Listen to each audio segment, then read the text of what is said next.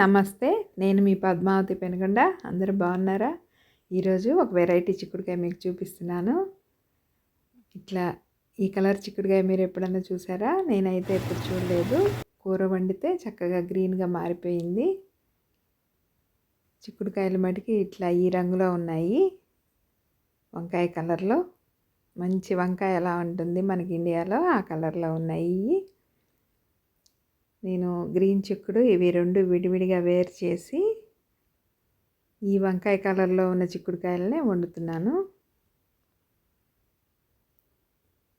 పక్కన సాంబార్ పెట్టుకొని సాంబార్లోకి చిక్కుడుకాయ ఫ్రై చేద్దామని కట్ చేశాను.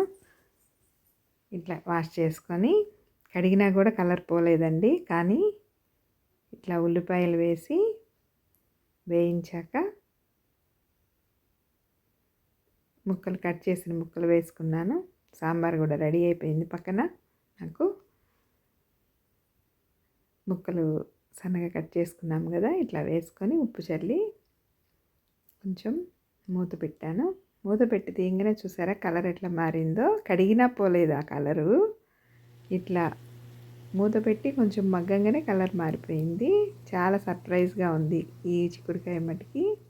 మీరు చూస్తారని నేను ఈ వీడియో చేస్తున్నాను. చాలా తీయగా బాగుంది కర్రీ. ఇంకా కొబ్బరి పొడిను పుట్నాల పొడి వేసి నేను ఫ్రై చేసుకున్నాను. కొంచెం స్పైసీగా ఉండాలని కారం బాగానే వేశాను. చూసారా ఫ్రై బాగా వచ్చింది, గ్రీన్గానే ఉంది. మీకు ఈ వీడియో నచ్చితే లైక్ చేయండి, షేర్ చేయండి.